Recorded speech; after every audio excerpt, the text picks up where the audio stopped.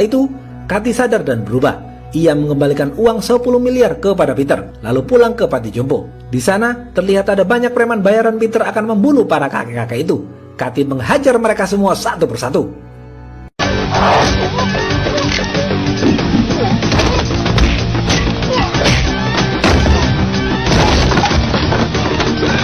Setelah berhasil mengajar para preman itu, Kathy mengatakan, mulai sekarang aku adalah Jiva. Biarkan ia beristirahat di penjara sampai kasus ini berakhir. Tiba-tiba, Peter menelpon Kathy dan mengatakan, hei kau, jika kau terus melawanku, desamu akan kujadikan toilet perusahaanku. Kathy membalas, aku tunggu kau di sini.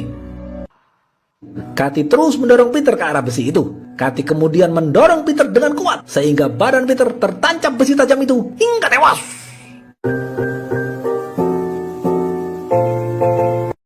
Karena tidak mempunyai rencana lain, mau tidak mau, kepolisian meminta tolong kepada narapidana bernama Kathy.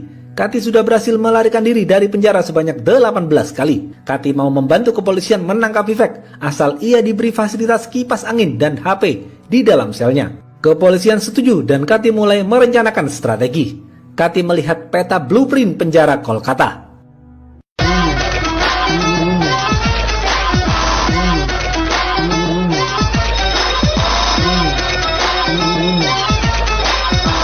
Kathy melihat saluran pipa air bawah tanah yang ada di penjara. Kathy yakin Vivek melalui pipa itu. Setelah itu, Kathy dan kepolisian langsung melakukan pengejaran kepada Vivek. Kathy melewati saluran pipa air dan berhasil keluar dari penjara. Polisi dan Kathy terus berlari mengejar Vivek. Setelah melihat Vivek, kepolisian menembak kaki Vivek. Vivek kemudian jatuh tersungkur. Kepolisian berhasil menangkap Vivek, tetapi ternyata justru Kathy kabur melarikan diri. Polisi marah dengan hal ini. Kathy kemudian pergi ke kos sahabatnya bernama Raffi. Kathy tidak bisa hidup tenang karena masih berstatus buronan. Kathy ingin mendapatkan uang untuk melarikan diri ke luar negeri. Dengan bantuan sahabatnya, Kathy berhasil membuat paspor palsu untuk pergi ke Thailand. Setibanya di bandara, Kathy bertemu dengan gadis cantik bernama Ankita. Mereka pun berkenalan. Ankita juga menggoda Kathy dengan cerita bohong yang membuat Kathy percaya. Ankita memberikan nomor palsu kepada Kathy. Akhirnya, Kathy mengurungkan niatnya pergi ke Thailand dan memilih untuk mendapatkan cinta Ankita. Malam hari, Kathy menelpon nomor yang sudah diberikan Ankita kepadanya. Ternyata, itu adalah nomor toko perawatan hewan. Kathy menyesal karena sudah dibodohi Ankita. Kathy dan Raffi bingung harus bagaimana. Mereka berdua ngobrol di atas jembatan. Tiba-tiba, mereka melihat ke bawah jembatan ada mobil sayur yang menabrak tiang. Dan beberapa preman mendatangi mobil sayur itu dan menembak sang supir. Kathy dan Raffi kaget dan penasaran melihat kejadian itu. Mereka lalu turun ke bawah dan melihat kondisi sang supir. Ternyata, supir itu memiliki wajah yang sama persis dengan Kathy. Karena masih hidup, mereka berdua membawa sang supir ke rumah sakit. Saat di rumah sakit, tiba-tiba Raffi diberitahu teman kosnya bahwa kepolisian menggerebek kosnya untuk mencari Kathy. Kathy kemudian menukar jati dirinya dengan supir sayur. Raffi lalu menulis di resepsionis bahwa supir sayur yang ditembak itu bernama Kathy. Semua dompet dan jam tangan Kathy ditukar dengan milik supir mobil sayur itu. Sekarang, Kathy menjadi supir mobil sayur dan supir mobil sayur itu menjadi Kathy. Kepolisian akhirnya menangkap supir sayur itu di rumah sakit karena mereka mengira dia adalah Kathy yang berstatus buronan. Besok pagi, saat Kathy dan Raffi sedang berjalan, tiba-tiba mereka dipanggil pejabat daerah. Kathy bingung tapi ia menurut saja. Pejabat daerah itu memberikan cek kepada Kathy sebesar 531 juta rupiah. Kathy dengan senang hati menerima cek itu. Kathy lalu diantar pejabat daerah itu ke panti jompo. Panti jompo itu berisi para kakek-kakek tua yang berasal dari desa Tanutu. Para kakek-kakek tua itu yang berada di sana senang melihat Kathy karena mereka mengira itu adalah Jiva. Kathy baru sadar bahwa supir mobil sayur yang ditembak preman itu adalah Jiva. Tetapi Kathy cuek saja. Kathy memutuskan akan tinggal di panti jompo itu selama seminggu sampai ia bisa mencairkan uang yang diberikan oleh pejabat daerah.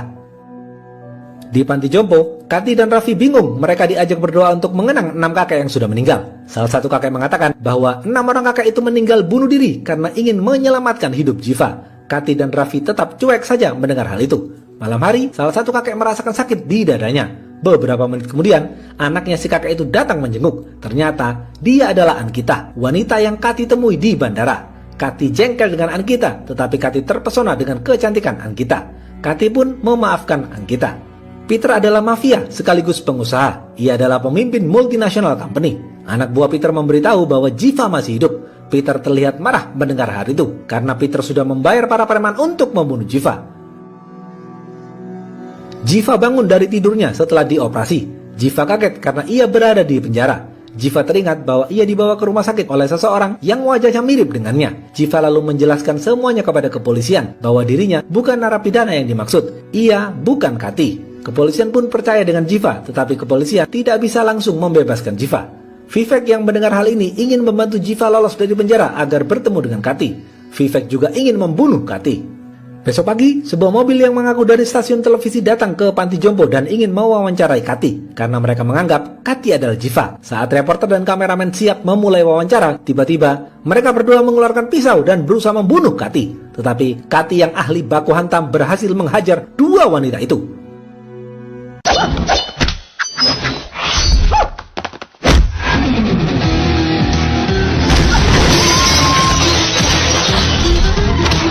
Kemudian, dua wanita itu kabur melarikan diri. Kati dan Raffi mulai bingung dengan ini semua. Keesokan harinya, Kati dan Raffi pergi ke pasar. Kati ditodong preman pasar dan dipaksa masuk ke dalam mobil. Kati kemudian diantar bertemu dengan Peter. Peter menyangka itu adalah Jiva. Peter mengatakan, "Hei Jiva, aku ingin surat pernyataan beserta 10 tanda tangan pemilik tanah di desamu dan tarik kembali kasus di pengadilan. Aku akan memberimu uang 50 miliar rupiah dan kau harus keluar dari negara ini. Jika tidak, anak buahku yang sedang berada di Panti Jompo akan memotong leher para kakek-kakek itu." Kati membalas, "Jangan kau sakiti kakek-kakek itu."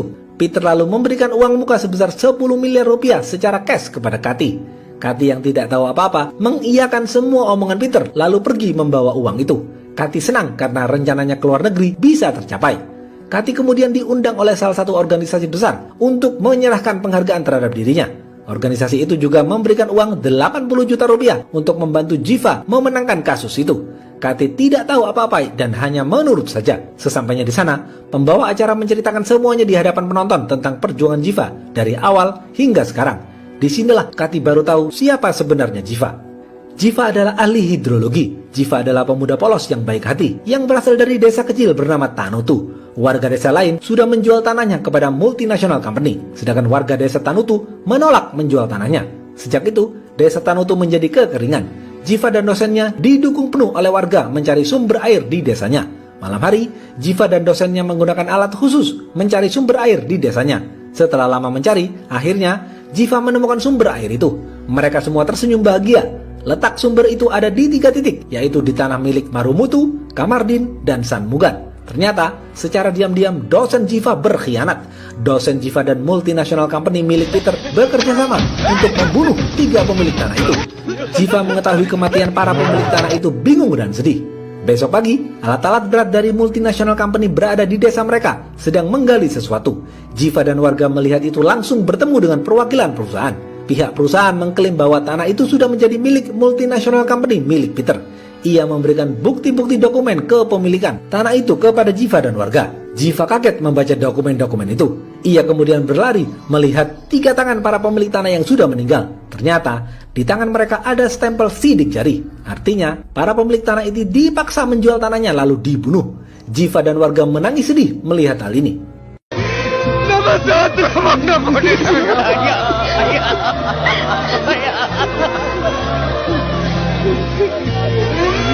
Jiva baru sadar ternyata dosennya adalah pengkhianat. Jiva dan warga melaporkan hal ini kepada kepolisian, tetapi kepolisian tidak menggubris. Polisi justru menahan Jiva karena dianggap penghina kepolisian. Jiva disiksa habis-habisan oleh kepolisian. Warga berusaha meminta tolong kepada media, tetapi tidak digubris. Warga juga memohon kepada kepolisian agar membebaskan Jiva, tetapi tidak digubris. Warga desa putus asa dan kehilangan arah.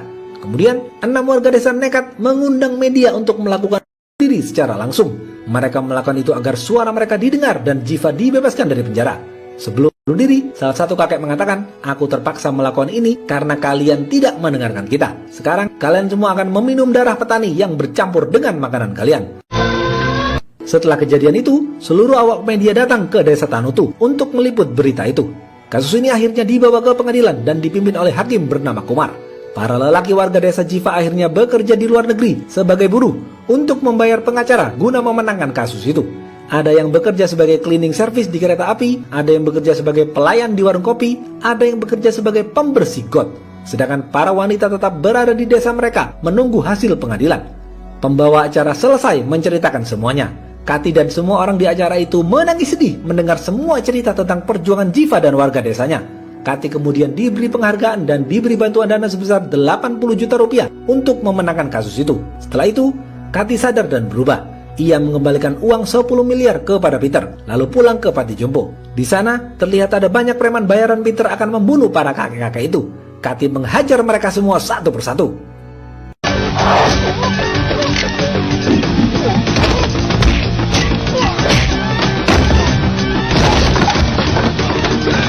Setelah berhasil mengajar para preman itu, Kati mengatakan, mulai sekarang aku adalah Jiva. Biarkan ia beristirahat di penjara sampai kasus ini berakhir. Tiba-tiba, Peter menelpon Kati dan mengatakan, "Hei kau, jika kau terus melawanku, desamu akan kujadikan toilet perusahaanku."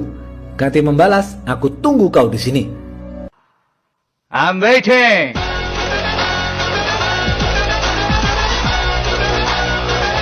Kati mulai mempelajari kasus itu. Kati kemudian pergi menemui hakim bernama Kumar dan mengatakan, "Jika kau tidak berlaku adil, aku akan menyuruh bocil yang tidak mempunyai SIM menabrakmu. Kau akan mati dan si bocil itu akan bebas." Hakim Kumar yang paham tentang hukum ketakutan dengan ancaman Kati ini.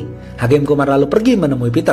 Terlihat Peter sedang asik melakukan perawatan kumis di apartemen mewahnya. Tiba-tiba, Kati menelpon Hakim Kumar dan mengatakan bahwa ia sudah mengirim orang bayarannya untuk memberi stempel sidik jari di leher Peter. Artinya, Peter tidak bisa melindungimu. Peter melihat stempel sidik jari di lehernya, marah besar kepada Kati. Hakim Kumar lalu mengembalikan uang suap yang diberikan Peter dan kembali pulang. Karena marah, Peter mengirim preman bayaran untuk menghabisi Kati. Di sisi lain, di dalam penjara, Vivek bertemu dengan Jiva. Mereka berdua mengobrol. Mereka sepakat untuk saling membantu karena Vivek masih dendam kepada Kati. Jiva juga marah kepada Kati karena menukar jati dirinya. Dengan bantuan anak buah Vivek yang menyamar jadi petugas catering, Jiva berhasil melarikan diri.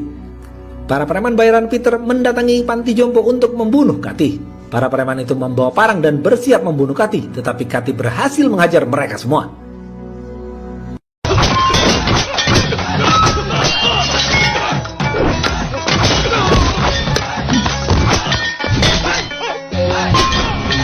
Karena ketakutan dengan ketangguhan Kati, para preman itu kabur melarikan diri. Besok pagi, sidang pertama digelar di pengadilan. Jaksa mengatakan, Peter sudah membeli tanah desa Tanutu dari warga desa secara resmi dan mempunyai 2000 dokumen resmi. Tetapi, pengacara warga desa mengatakan, tanah desa Tanutu adalah milik warga desa Tanutu. Akhirnya, hakim memutuskan memberi waktu 5 hari kepada warga desa Tanutu untuk membuktikan dan mengumpulkan surat resmi bahwa desa Tanutu adalah milik warga. Sidang pun dibubarkan. Kati lalu mengecek 2000 dokumen dari pengadilan. Ternyata dokumen itu adalah dokumen resmi.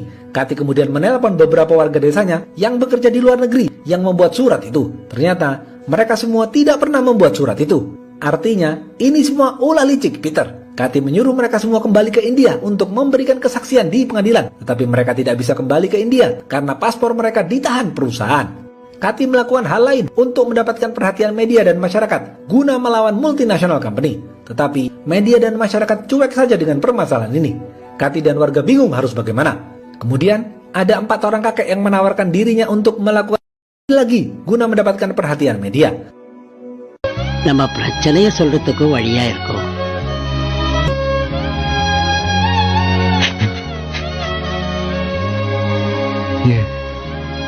Kati menangis haru mendengar hal ini dan memeluk sang kakek. Kati tidak akan membiarkan kakek-kakek itu melakukan bunuh diri lagi. Kati lalu mempunyai ide gila untuk mendapatkan perhatian dari warga kota dan juga memberikan pengertian kepada warga kota akan pentingnya air untuk kehidupan.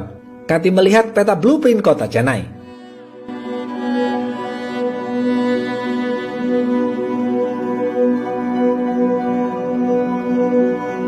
Ia berencana akan menghentikan saluran air di 5 titik agar orang-orang kota tidak mendapatkan air. Kati menyuruh para kakek memanggil semua teman dan keluarganya untuk bergabung melakukan ini. Kati dan para kakek-kakek itu lalu masuk dan duduk di dalam pipa agar saluran air dimatikan. Tindakan ini mendapatkan perhatian kepolisian. Kepolisian langsung melihat ke sana. Ternyata Kati dan para kakek-kakek itu juga membawa bensin dan mengancam akan meledakkan saluran pipa. Kepolisian tidak bisa berkutik. Media datang ke lokasi dan terus menyoroti kasus ini. Warga di kota tidak mendapatkan pasokan air. Mereka tidak bisa melakukan aktivitas. Selama 3 hari, masyarakat tidak mendapatkan air. Truk-truk tangki air tidak beroperasi. Banyak masyarakat turun ke jalan guna mencari air. Bahkan mereka pergi ke kolam renang untuk mengambil air. Kerusuhan ini tidak bisa dibendung. Berita ini menjadi trending topik di media. Jiva lalu pergi ke kantor polisi yang ia kenal sebagai polisi baik. Jiva lalu menceritakan semuanya kepada polisi baik itu. Polisi baik itu ingin membantu Jiva dan menangkap Kati. Mereka langsung menaik mobil menuju saluran air guna menangkap Kati yang melarikan diri dari penjara. Tetapi ada polisi bahlul yang memberitahu keberadaan Jiva kepada Peter. Peter lalu mengirim anak buahnya untuk membunuh Jiva. Di tengah perjalanan, mobil Jiva dan polisi baik itu menabrak pembatas jalan hingga terbalik karena dihalangi truk anak buah Peter.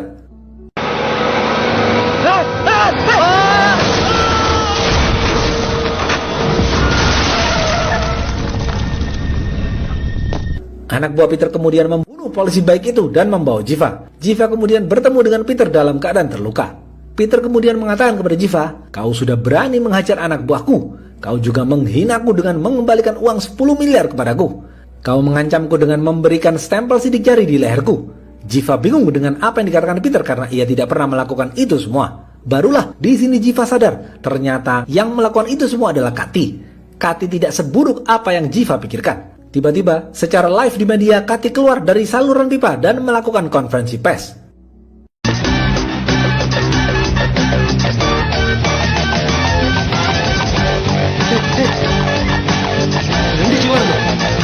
Peter bingung, ternyata ia salah. Yang menghajar anak buahnya adalah Kati, bukan Jiva. Mereka berdua mempunyai wajah yang sangat mirip.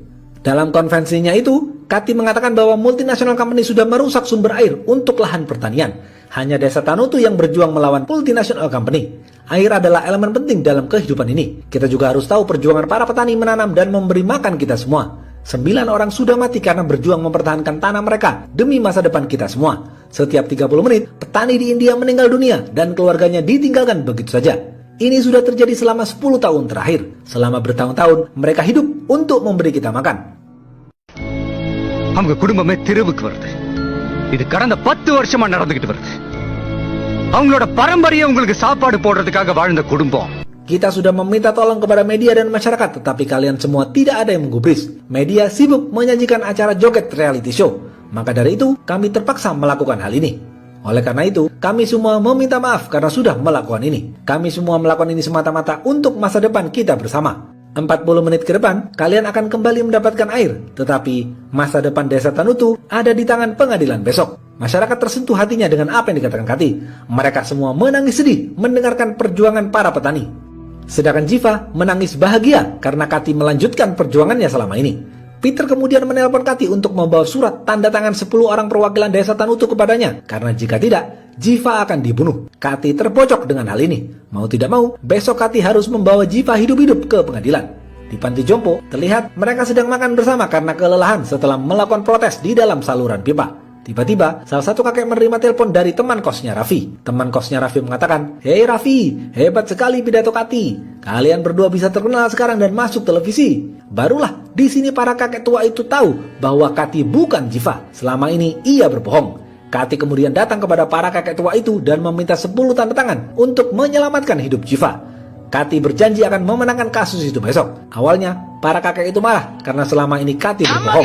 Salah satu kakek juga menampar Kati. Raffi angkat bicara dan mengatakan semuanya kepada para kakek itu. Raffi mengatakan bahwa Kati menghajar semua para preman Peter dan mempertaruhkan nyawanya untuk berjuang membantu kalian. Para kakek tua itu kemudian sadar dan menandatangani surat itu. Para kakek itu percaya penuh dengan apa yang dilakukan Kati karena Kati mempunyai niat mulia. Setelah mendapatkan tanda tangan, Kati pergi menemui Peter.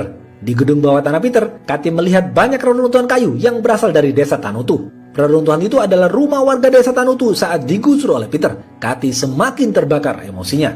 Kati menunjukkan surat itu kepada Peter dan meminta Peter agar membebaskan Jiva. Peter mengatakan, "Tujuanku memanggilmu ke sini bukan untuk membebaskan Jiva." Kati membalas, "Tujuanku ke sini juga bukan untuk memberikan surat ini kepadamu." Kati lalu menyobek surat itu di depan Peter. Peter marah kepada Kati. Peter mengambil pistol dan berusaha menembak Kati tetapi digagalkan oleh Jiva. Jiva mendorong Peter sampai jatuh tersungkur. Kati lalu menghajar anak buah Peter satu persatu.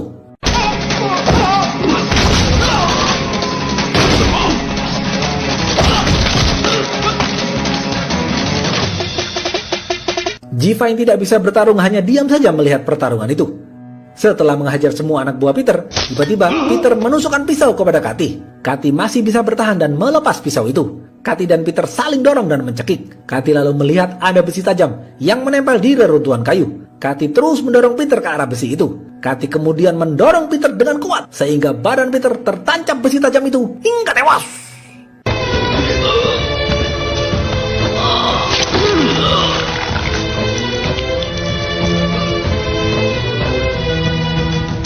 Kati yang terluka dibantu Jiva berjalan pulang, namun tiba-tiba banyak anak buah Peter datang lagi. Kati menyuruh Jiva untuk segera pergi karena bagi Kati, nyawa Jiva jauh lebih berharga. Kati mengatakan kepada Jiva, "Jiva, tolong kau katakan kepada para kakek-kakek itu, aku memang berbohong kepada mereka, tetapi cintaku nyata kepada mereka." Jiva kemudian pergi, sedangkan Kati yang sedang sekarat menghajar para preman itu. Sidang kedua digelar di pengadilan. Jiva dan para kakek itu mengira Kati sudah mati dihajar para preman Peter. Namun tiba-tiba, Kati selamat dan ikut hadir di pengadilan. Sidang pun dimulai. Setelah semua bukti terkumpul dan dukungan dari masyarakat banyak, akhirnya hakim memutuskan Desa Tanutu adalah milik warga. Desa itu memiliki sumber air yang berlimpah untuk pertanian.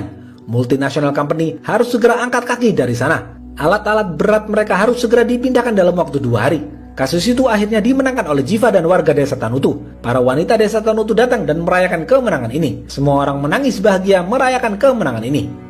Semua media mewawancarai Jiva dan mengucapkan selamat kepada Jiva. Kati berjalan pergi dan menelpon Jiva dari kejauhan. Jiva menyuruh Kati menghadap awak media untuk melakukan wawancara. Tetapi Kati menolak. Kati mengatakan, "Tidak Jiva, ini adalah impianmu. Kaulah yang seharusnya berada di sana." Para kakek-kakek itu menangis sambil mengucapkan terima kasih kepada Kati.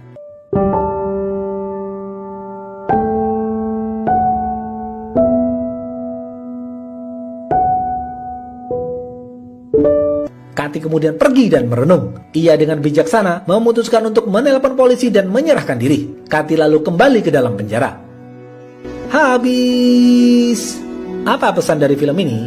1. Kita harus menghargai jasa para petani yang mempertaruhkan nyawanya untuk memberi kita makan. Tanpa jasa mereka, perut kita tidak akan terisi. 2. Bumi, air, dan kekayaan alam yang terkandung di dalamnya dikuasai negara dan harus dipergunakan untuk sebesar-besarnya kemakmuran rakyat. Oke, segitu aja video kali ini. Jangan lupa like, comment, and subscribe ya. Stay watching and see you.